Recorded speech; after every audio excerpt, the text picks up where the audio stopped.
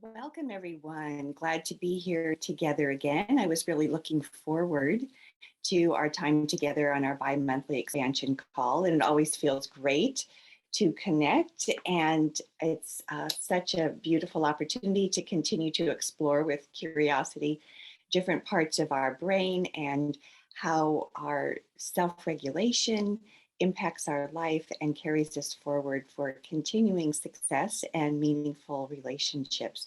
So let's get going today. So it's always fun. I'm always curious with myself to check in, and we can do it. Checking in comes my kitty. He always loves our time together. So checking in can be great at the beginning of the day when we first wake up, or even doing spot checks throughout the day. So let's take a moment and be curious of where we are right now. So where am I right now? So energy level, life force, that feeling of vitality within our spirit and our chi or prana. Then mental faculties, how focused and present are we feeling at this moment? And it's always fun with these before and afters, we get to compare. And then emotionally, my affect, where am I with my feelings about myself and my world? And then, of course, our beautiful physical bodies. How are our physical bodies feeling this morning, afternoon, or evening, depending on when you're checking in on our call today? So you're familiar, I'm sure, with this chart. So we've been working with this expansion and knowing that we need to have a strong foundation and landscape. And we have been putting that in the context also of brain chemistry, neurotransmitters. So on some of our last times together, we've talked about oxytocin, serotonin, a sense of safety and soothing. Now today we're coming over into more of the goals and visions area where our beautiful flowers are growing, things that we're bringing into being. And we're going to look at this category of drive, pursuing, striving, and those things that we have a desire to achieve. And so this is that goal oriented part. So today we're talking about dopamine, yay, that part of us that is really driven by future rewards. And I love understanding the power of dopamine and how we can use it for the best outcomes in our life, and how also dopamine can get us off track. So again, kind of curious, what's the magic of these happy chemicals, these neurotransmitters in our brain that give us this overall feeling of happiness and well-being? And again, I've shared that this is a beautiful body of work called the Happy Brain, the Inner Mammal Institute. And as I shared before, we're working our way through these particular biochemicals, neurotransmitters, and today is dopamine. So dopamine, you're probably familiar with it, enables motivation. So it is that biochemistry that gets us motivated for an outcome. It gets us motivated for learning, so it really fosters learning. And it also gives us pleasure because we're in the pursuit of something that we want.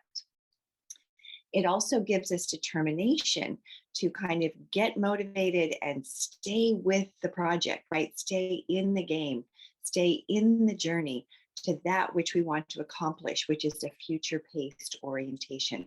So it really feeds and fosters us starting goals, pursuing goals, the desire to get there, and the needs that will represent that which we're going after. Anyone sound familiar? Like there's things that we know we want to create, things that we see on the horizon that ahead of us that we have a vision of. And these are all fed very much so by dopamine. So these are a couple of fun little images that I found by doing a Google search. So we could think about the chemical biochemistry of dopamine as that which gives us productivity. And who doesn't want to be productive in their day? Particularly, we might even feel pressured to be productive in the workplace or productive with projects at home. And dopamine plays a key role. And I thought this was so fun. As a psych major, my idea of a pickup line is if I were a neurotransmitter, I would be dopamine. So I would activate your reward pathway. So dopamine gets us into action. It has us pursuing a reward. It has us going after something. So this can be in our work, this can be in our relationships, this can be in projects, this can be in our creativity, this can be in the vision for something new or better in our life. So here's some wonderful quotes from the book Molecule of More. So dopamine has ensured the survival of early humans, right? So dopamine was required to have humanity get out and hunt and gather and to immigrate. So immigrants had to be motivated to move out of a comfort zone. They might have been motivated by desire, they might have been motivated by need, they might have been motivated by fear. And dopamine was the main vehicle that got them motivated and moving. So thousands of years later, it's the source for us of most all of our basic behaviors and even our cultural ideas. And so it's what progresses us forward. So when we think about areas that we're stuck in life or we're not being able to get motivated to move forward, we can start to look at how we could recruit and understand dopamine's role. So, simply put, it's why we seek something and it contributes to our success, right? Why we seek and succeed. And it's why actually we go out to discover something new. It's maybe what brought you to this call today. Dopamine says, oh, I want to go find out something new. And then there's that desire that this something new will create prosperity, right? Will create well being, will create success, will create happiness. So it's the dopamine. Dopamine is that chemical of desire, always asking for more. And this is really key in our society and world today, right? More stuff, more stimulation, more surprises, right? So, in pursuit of these things, in the pursuit of more and more and more and more. It's such a powerful biochemical response and driver that our emotions, our fears, and even sometimes our ethics and our values can be overridden because desire, the dopamine drive, is so powerful and it's kind of hungry. Once it gets something, it wants more. Once it gets it, it wants more. Once it gets it, it wants more. So I'm curious if you think about your life, whether it's you or those around you, if you see this, what we might call insatiable appetite. Once we get something, we thought it was the bomb, we thought it was the most amazing thing, and then we go, oh, yeah, and we go for the next thing. So we're seeing this play out more and more in our modern culture that more and more and more is desired. So the book Molecule of More is amazing to look at this through both individual and social and global impacts. And then the dopamine nation, finding the balance, right? The harmony, the flow in what we might even look at is this time of indulgence, right? It's never enough. We want more, we want more. So rather than making dopamine the bad guy, in our brains, we want to appreciate how to utilize dopamine and also regulate dopamine. So there's the drive, the desire of dopamine, and there's also the regulation of dopamine. And we can work with these together. So I loved these images, right? So dopamine surges, and we need them for energy, motivation to move forward, come from things that are unexpected, things that have novelty to them, anticipating something and something new. And we really see this come alive in children. And so when we look at this, we're getting a clear representation or an illustration of dopamine at work. So some of the research shows when we're in a dopamine surge or we're activating dopamine, we're tending to look up and out. Something up and out there in the future has got our curiosity, something up and out there. And so there's an uplifting quality that dopamine can bring and a desire to go in pursuit of something. So activities where children have curiosity and wonder and bringing that into their world can help motivate them. I mean, how many parents are saying, I can't get my kids motivated. They don't want to go do some of the things that we need to do. So thinking about this orientation of up and out there curiosity, what might be the reward or the discovery? And so kids are naturally drawn to this. They go to Disneyland, notice the castle is up and out there. It seems magical. There's a treasure hunt to go on to. I want to go there. Going to the movies is an up and out experience, right? It's a projection. We're curious about the story. Where is it going to take us? And even the magic and wonder of holidays, looking up at all the sparkling lights, right? What's there? The anticipation of what's in the packages. So these are all very clear representations of how we experience dopamine. And dopamine can quickly rise and quickly fall. Once we get that, we got the Mickey Mouse ears and we're so excited. Then we go, oh, I'm not so interested in that. I want to go over to Space Mountain and look at all the sci-fi and exciting things of space and wonder. And now I want the robot. That's more interesting than the Mickey Mouse ear. So this is sort of the rise and fall that dopamine takes us on, literally a roller coaster throughout our day. So how can we begin to explore how to use this effectively in our lives? So from dopamine's point of view, it's not actually the having, right? I've got it. That matters. It's the pursuit, right? It's the getting something, anything that's new, right? Anything that's new, a new image, a new item, a new interaction, a new curiosity, a new show to watch, a new place to go. It's got this appetite of new, more, what's possible, new, more, what's possible. Okay.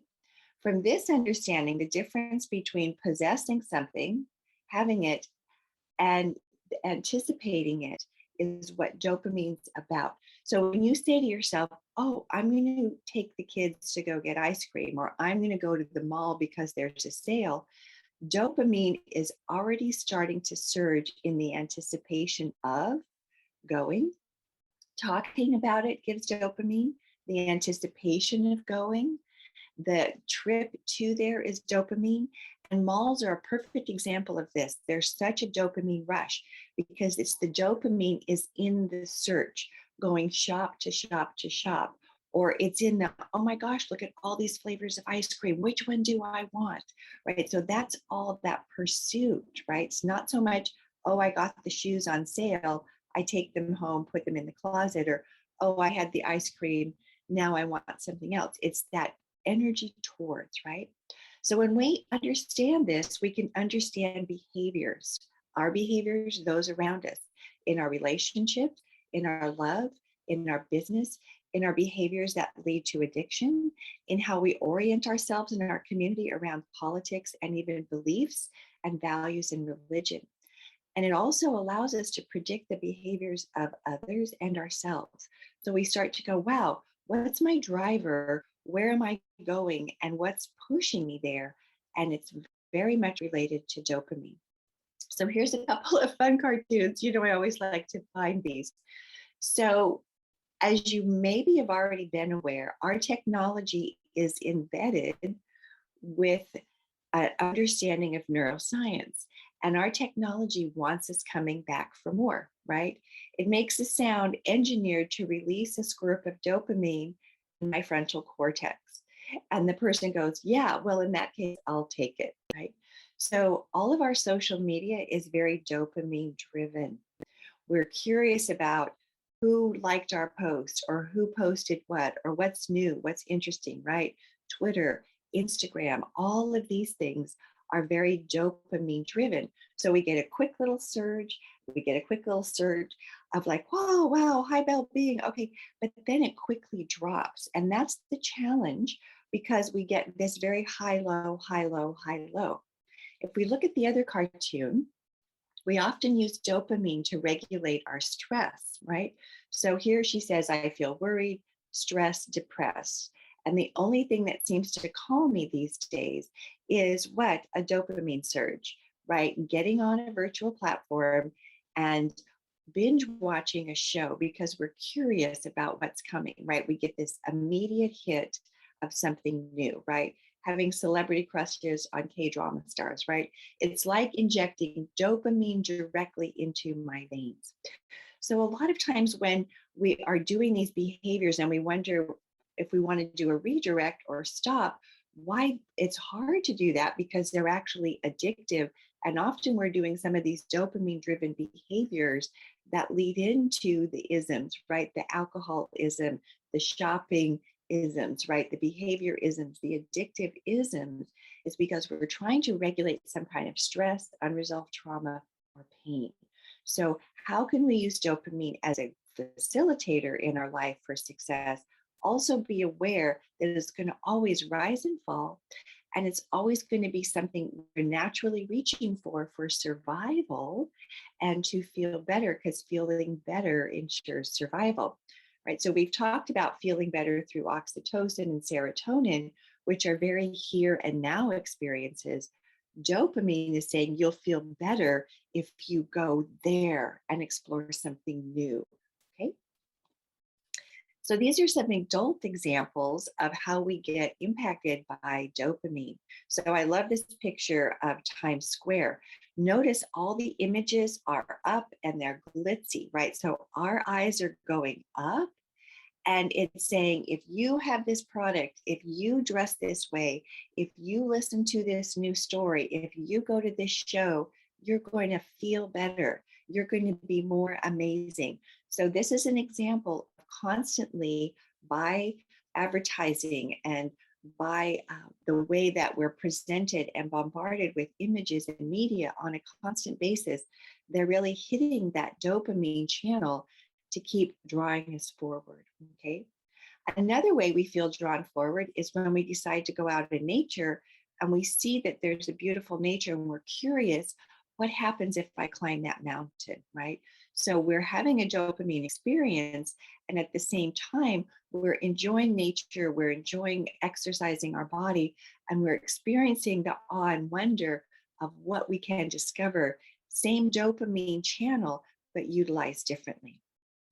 So the one of anytime we think about going on a trip or plan a trip or see a plane, we're like, wow, that would be fun, right? We're kind of regulating our stress.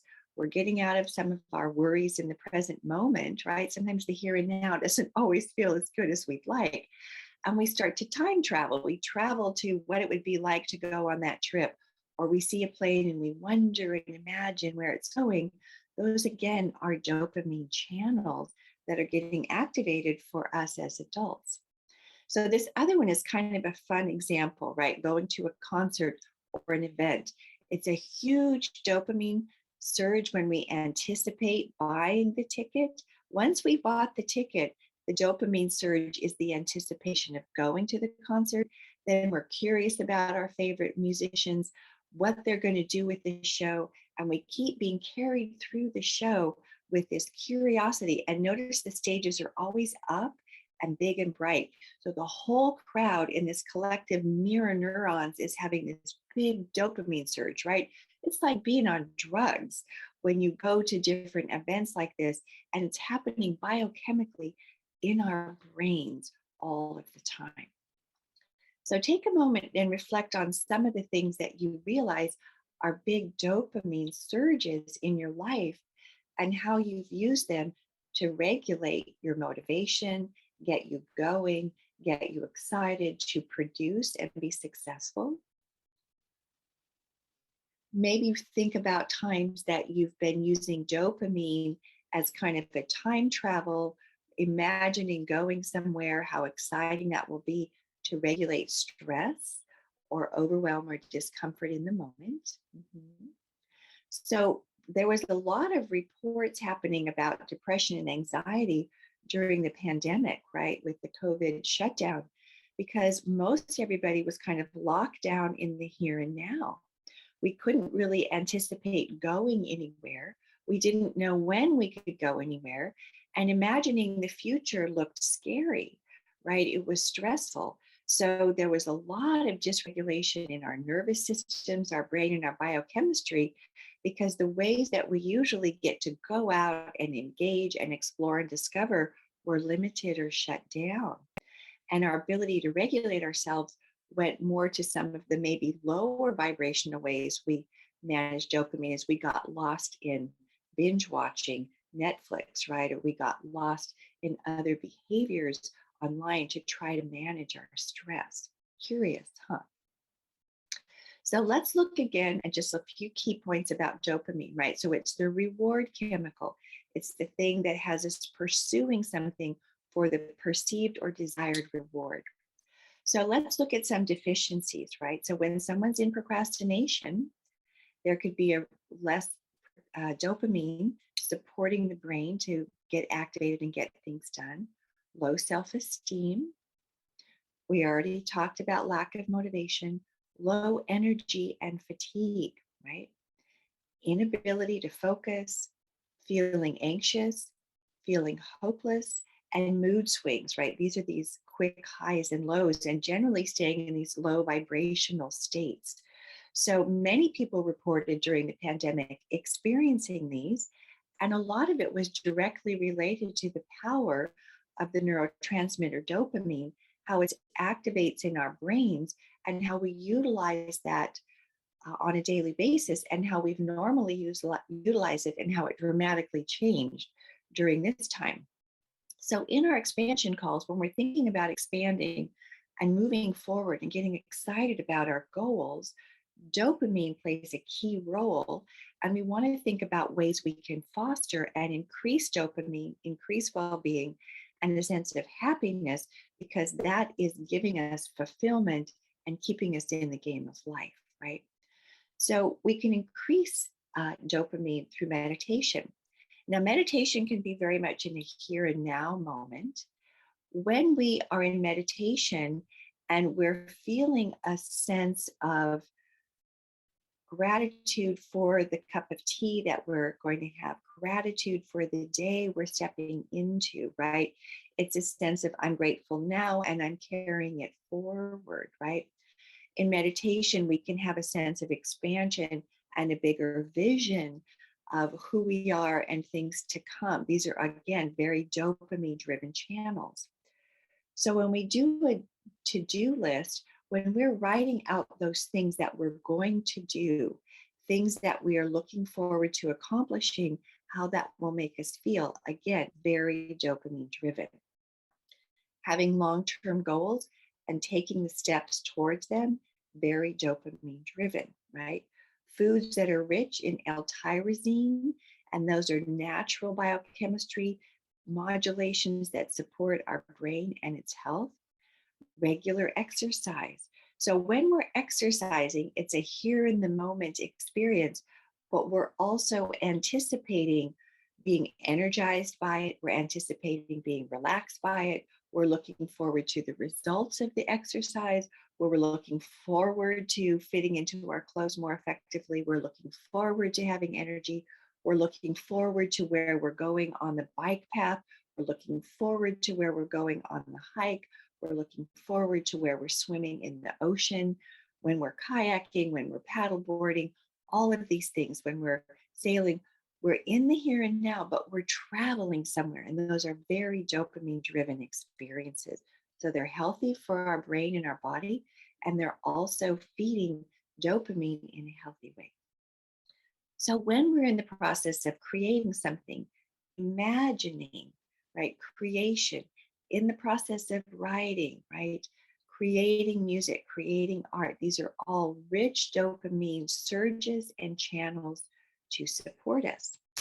So if you might remember back to when we were learning some neuroregulation, I talked about yawning and a stretch as a dopamine surge, right? That's giving that surge to the prefrontal cortex. And so when we yawn and stretch, it helps move us forward in any project that we're doing, right? The dopamine that it gives us helps bring us more online, more focus, and moves us forwards, right? So when we're studying, when we're paying attention, when we're working on a project, even when we're driving, yawning because of the increased oxygen, but also the increased dopamine to the prefrontal cortex really supports us in moving forward for the reward for that which we're going for. So, a couple of other ways to look at ways to increase dopamine, protein, right? So, that L tyrosine is very present in foods that have a lot of protein.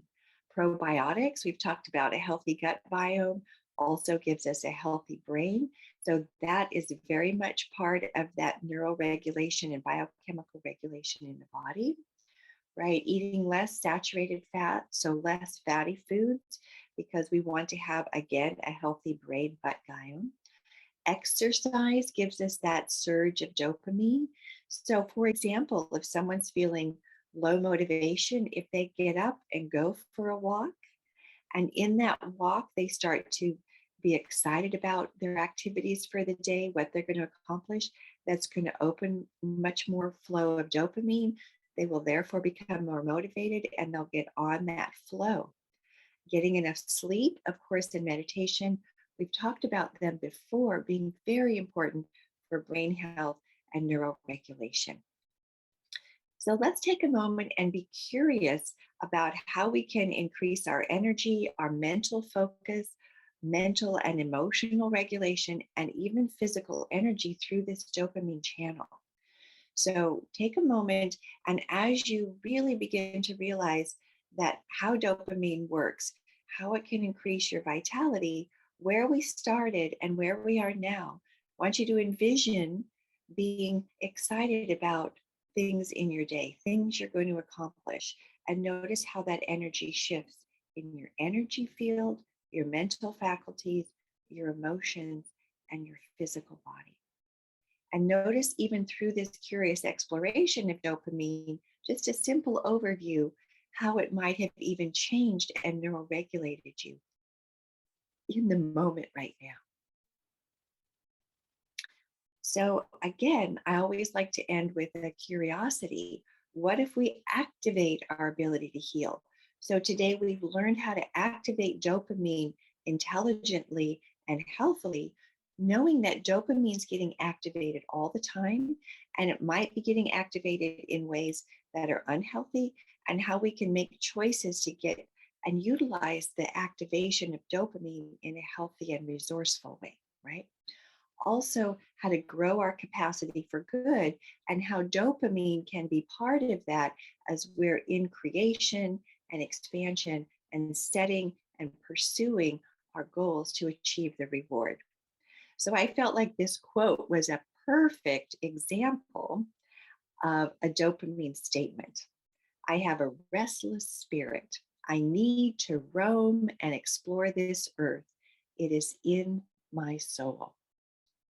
So when we think about where we started in this time together, dopamine has ensured the survival of humanity.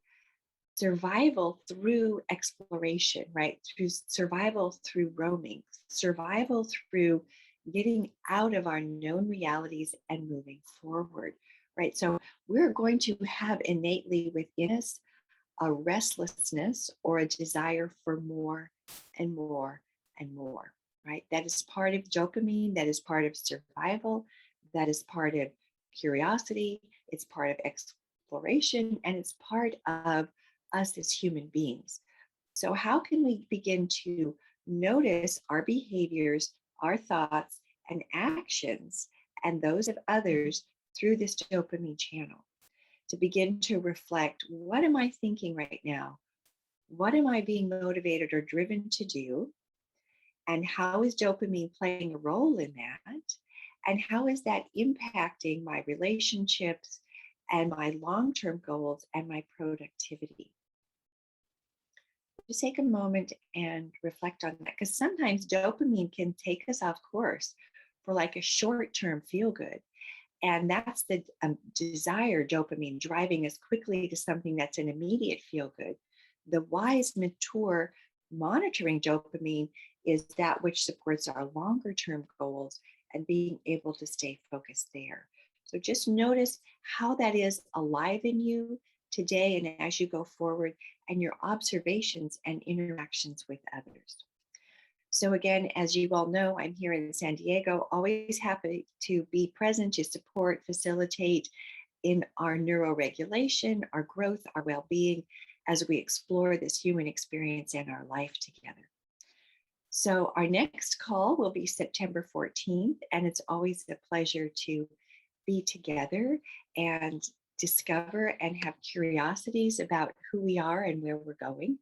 So have fun with exploring the power and the wonder of dopamine, and how you might, in this dance with dopamine that's always rising and falling, it draws us into things of curiosity and wonder, and then how it also will drop off when we get that which we were seeking.